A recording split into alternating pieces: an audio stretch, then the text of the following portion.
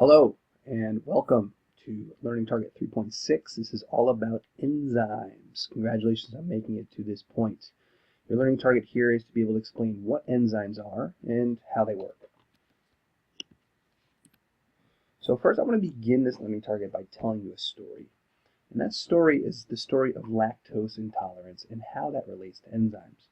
Now you may have heard of relatives or friends or maybe even yourself, people that are lactose intolerant. And you probably know that those people have potentially a difficulty digesting milk products, things like cheese, milk, and other dairies. But this is directly related to because of their lack of the ability to create an enzyme. And as we know, well, as you may know, milk contains sugar, and that sugar is called lactose. Typically, any word that ends in "ose" is a sugar. Another example would be glucose or sucrose or fructose, all in an O, so those are sugars. But anyways, back to lactose, right? Lactose is a sugar that is typically broken down by the enzyme lactase, as you see down here, right? Lactose is the sugar, it enters this thing called lactase, which is an enzyme, and then it is broken down into two different sugars called glucose and galactose. However, not everyone's DNA has the instructions to make this enzyme lactase. And when that happens, people have what we call lactose intolerance, or their body does not have the ability to break down the sugar, lactose, found in milk and other dairy products. And traditionally, this is traced back to people with West African or Chinese descent. And this has to do, actually, believe it or not, with human evolution. It's another story, but you should know that there are some people that cannot digest certain sugars because they don't have a particular enzyme. Their body doesn't have the ability to make it. So let's now get into what exactly an enzyme is. An enzyme is a type of protein that does two things. It synthesizes things and it digests things. Enzymes are also known as biological catalysts. What biological catalysts do is they speed up the rate of a reaction. So if you look at this graph over here, which looks fairly complex, it's just going to be used to illustrate a point. And that point is that if we say that on this scale here, the higher up the number, the faster the rate of reaction that may happen inside of the cell occurs.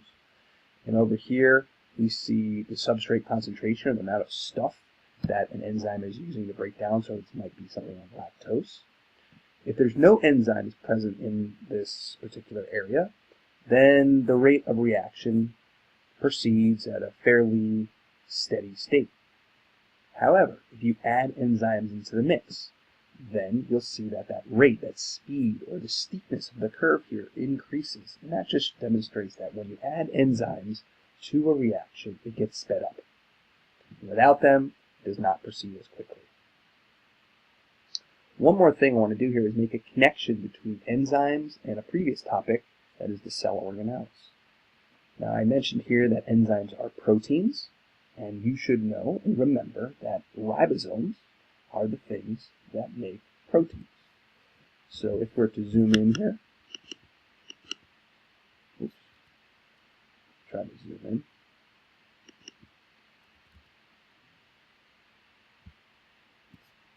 Sorry, I won't be able to zoom in, but you can see down here that there's these ribosomes, and those ribosomes make all proteins in cells, and one of those cells' proteins is an enzyme.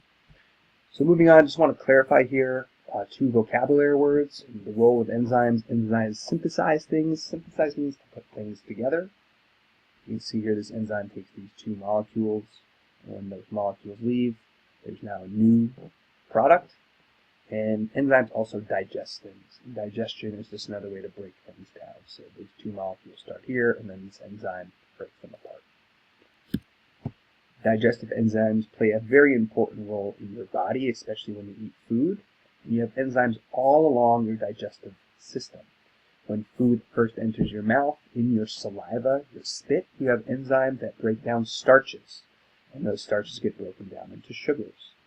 In your stomach, you have an enzyme called pepsin that breaks down proteins. In your pancreas, it releases enzymes into your small intestine called proteases and lipases that break down fats and proteins and other sugars. So these are all enzymes that are in your digestive system. And I want to pay careful attention to this one here, right? Starch, as we learned in a previous learning target, is a large molecule. That's why I couldn't leave and get out of the model cell that we made. When you break down starch, it gets broken down into smaller sugar molecules, such as glucose. So you should know that starch gets broken down into sugar, like glucose, and one way that is done is through enzymes. There's also a number of properties of enzymes that you need to know. One thing that you need to know is that enzymes are specific. When I say specific, that means they only work with certain substances that have the correct size and shape. It's kind of like a lock and key, right? We all have keys to our homes. If we have the wrong key, we won't be able to get in our home. Well, enzymes, it works the same way. Enzymes have a certain shape, and they can only work with specific substrates, or the things that they interact with. That is a particular active site. So you see there's 4 different substrates here, or 4 different molecules that this enzyme could particularly or potentially work with. The only one that's going to work with is the one that fits inside of this active site, and that's here substrate C. The next property of enzyme is surface area. Surface area is just the amount of a surface that is exposed to the environment. If you see here, this brick, this is the outside. All these are the outside, are the surface area. Here again, you see the surface area. And typically, as a substance is digested, its surface area is increased. The more surface area available in this graph, it shows the faster that the enzyme proceeds, the rate of reaction. So the more surface area, the faster enzymes react. The less surface area, the slower they react. Another property of enzymes is that you can use them over and over again. They never wear down, never break apart. As long as they're in the right conditions, you can use them over and over again. And by adding more enzymes, you increase the rate of reaction. The fourth property is that each enzyme's fastest reaction rate occurs at different optimum temperatures. When I say optimum, I mean these are the best conditions possible. Also, enzymes are sensitive to changes in pH. If you may not remember what pH is, well, pH is just a measure of whether something is an acid or a base. It goes from a scale of 0 to 14. And if you look at these different substances here, something like a lemon has a pH of 2, it's an acid, and ammonia or drain cleaner has a higher pH, which is above 7, which means it's a base. You don't necessarily need to know the pH scale, but you do need to know that enzymes have a certain pH that they operate best at, because they're optimal pH. So let's try that out here. Here we have 2 graphs, and this graph here on the left, and this graph on the right. So this graph shows you how enzymes react, their activity reacts at different temperatures. So you can see that for this particular enzyme, as the temperature increases, its reactivity increases as well until it reaches a certain point, and then the effectiveness or the rate at which that enzyme works starts to slow down as that temperature goes past a certain threshold. So we'd say that the optimum temperature, the temperature where this enzyme works the best, is at 40 degrees Celsius, where its curve of reaction is the highest. If we go over here, I hope we can also see that this enzyme has a particular pH that it works best at. And that particular pH is, well, where is the rate of reaction the highest? Right here around 8. So let's try this again. I want you to think about this for a second. You can pause the video and tell me what are the optimum conditions of enzyme activity in each graph, starting with, let's say, number 1. What's the optimum pH here?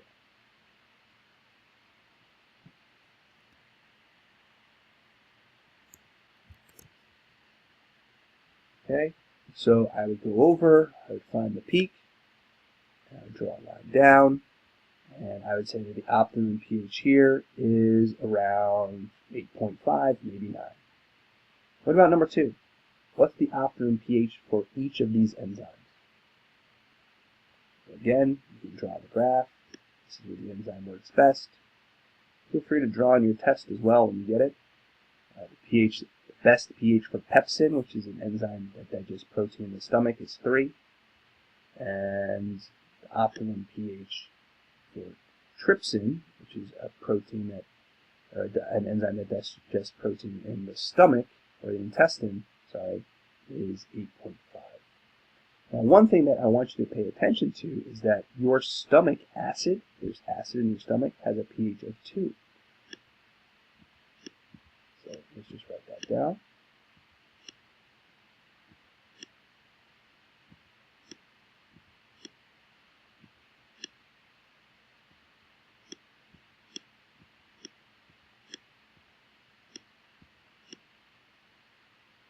Okay, so that's important because if there's an enzyme that doesn't work well at a particular pH like 8, if you put this enzyme within this acidic environment of your stomach, it wouldn't work.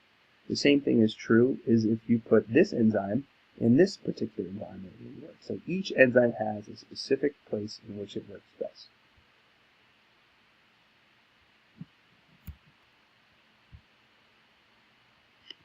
How about this last one?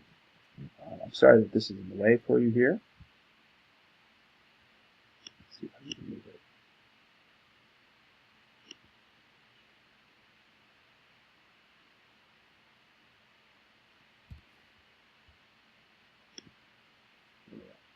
Okay, sorry for the delay. You can see here temperature. As the temperature increases, well, where's the best temperature? It's right here. So right around 40 degrees is the optimum temperature where this enzyme works best. Okay, let's go on to the next slide.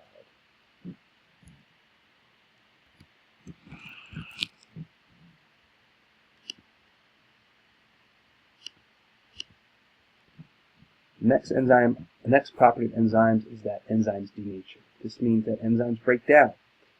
Just as when we said they each have their favorite pH and temperature, well, outside of extreme conditions, these enzymes can stay in shape. One of the ways this happens is by extreme temperatures, especially when enzymes are really, really hot. Enzymes are proteins. It's almost like if you've ever made an egg before. The egg white is actually a protein. When you crack that egg onto the frying pan, that clear egg white actually does become white, and that's because the proteins in that particular part of the egg are being denatured. They're breaking apart, right? They're not working as well. Well, the same thing happens in enzymes. If you heat them up too much, their shape changes, and as a result, they can no longer react with their substrate because their shape has changed. It's almost like if you took your key and melted it, it wouldn't fit in the keyhole anymore. Same thing is true of pH. The pH can cause enzymes to denature, and as a result, they will stop activity.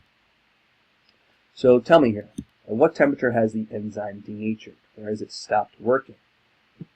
Well, here, around 62.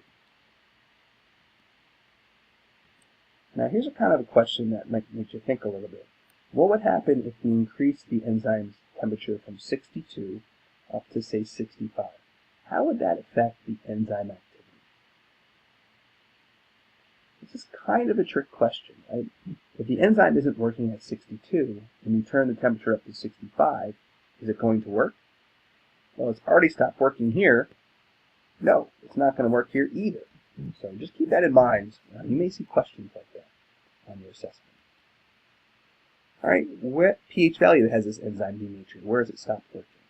Well, it stopped working here. There's no enzyme activity here around 4.5. And there's no enzyme activity here around 10.5 as well. Here.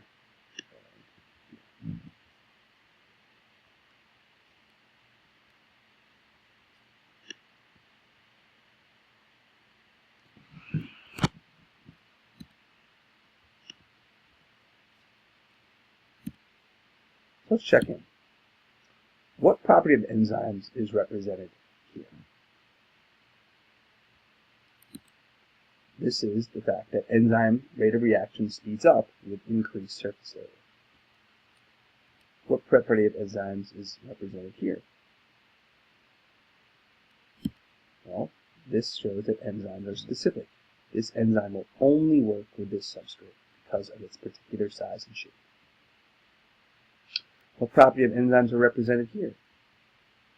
Well, one is that each enzyme has its optimal rate of temperature, which is about 35, as well as pH. And also you can see here that enzymes denature.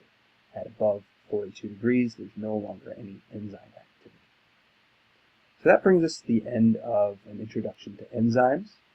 I hope that you have a good deal of understanding. Feel free to see the slideshow again, but you're also welcome to go on. And I highly encourage you to actually click on the links in the activity sheets this time to make sure that you're watching a few of the video clips in preparation for your verbal quiz and ultimately your assessment.